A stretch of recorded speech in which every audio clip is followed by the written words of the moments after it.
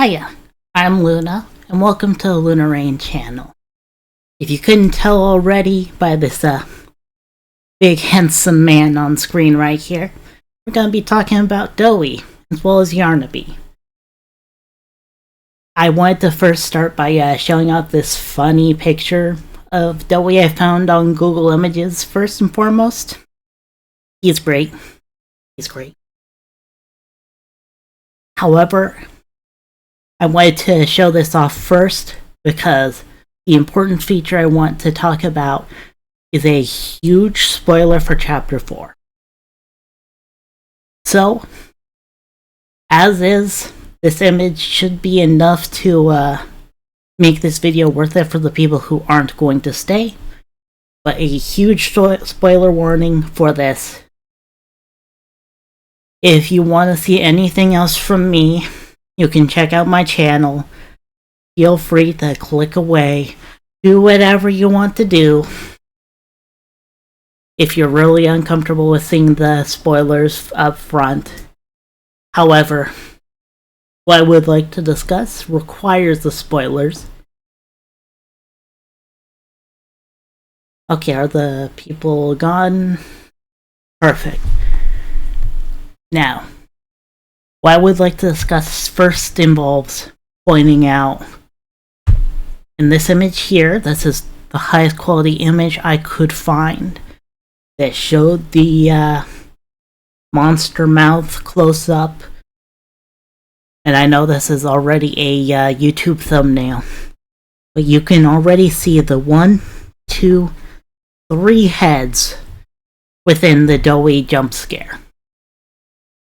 And I know from reading the note, you would already know that Doey is 3. However, that's an important feature that both he and Yarnaby exhibit, being the combination of multiple. Now that's very important in terms of the lore, and I would like to point this out.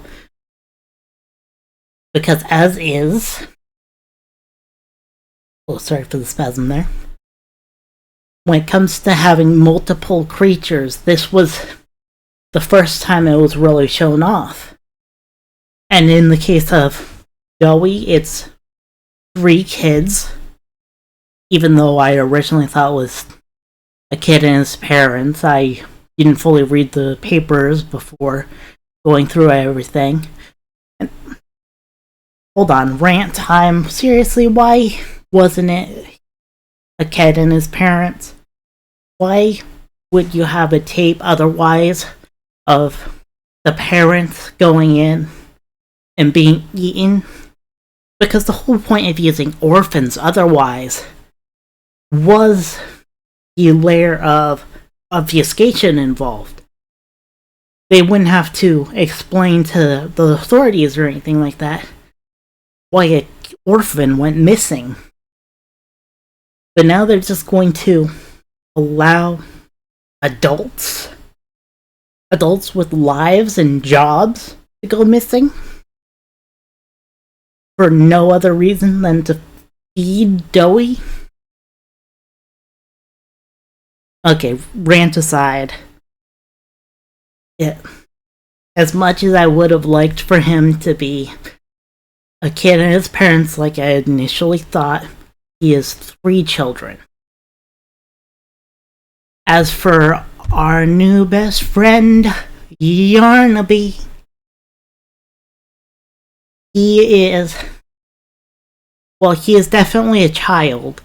But on top of that, there are notes that give the implication that he could be an animal on top of being a child.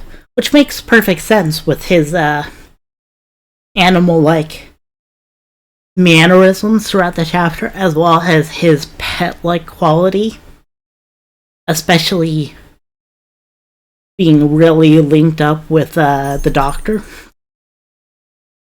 And I'm not going to bring up the doctor in this regard because he's interesting in that instead of being multiple beings in one body, he is one being, his parts segmented across the facility, being able to be launched into multiple bodies. That in itself creates a nice symbolism difference between him and especially Doey. But that's a discussion for another day. Now just going back to Yarnaby, of course he is a child, and it's not said what animal he is, but I'm thinking like a stray dog. Something like that would make this sort of implication more concrete. And even though Harley is the worst figure he could possibly be looking up to, I know that a dog can really link up without anybody. I say as I go and pet my dog, go over here. Very important. And that being said, these two, both Doey and Yarnaby, being multiple beings within a single body, is very important to the lore because it implies more about the experimentation being done. Because once the initial bigger bodies were made, were tested, and they were like, oh hey, we can definitely put a child into these bigger bodies and have them do these functions like security, playing with the kids, so on and so forth, it would only make sense for their experiments to become bigger, better, more grandiose, so to speak, especially with someone like Harley Sawyer behind the helm. And these sort of, I don't want to call them monsters, but these sort of bigger bodies being a combination of multiple beings, one having an animal involved, one being multiple children, shows the lengths that Playtime was willing to go through to create these bigger bodies, do these wacky experiments, and it's inhumane. The implications behind it, not even being a theory, is sort of terrifying if you think about it. Because at first it was just one kid that they were doing, that they were grabbing, putting into a bigger body. But now they're willing to take out multiple kids and animals, just for one bigger body for the sake of experimentation. I needed to point this out mostly because it adds more credence to not just the level of depravity Dr. Sawyer represents, but just the lab in general. And by thinking about the implications, this isn't even just a theory, we know for a fact, Doey, our little friend here, I still love that. I apologize. Is in fact free. And that means as we go into the lab within Chapter 5, we need to remember that the level of depravity that has gone through each and every one of these monsters, bigger bodies. I hate calling them monsters. They were just children. They didn't deserve this. We need to remember the level of depravity that these scientists were willing to go through, build these bigger bodies, and from that, we're likely to see some terrifying beings within the lab.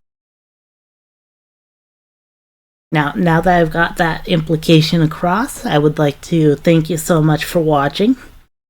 If you would like to watch more from me as I get better with this YouTube thing, feel free to hit that subscribe button down below. And let me know any other discussions you want to have in the fandom sphere. I sort of make videos more of what I'm considering at the time, certain medical things as well, because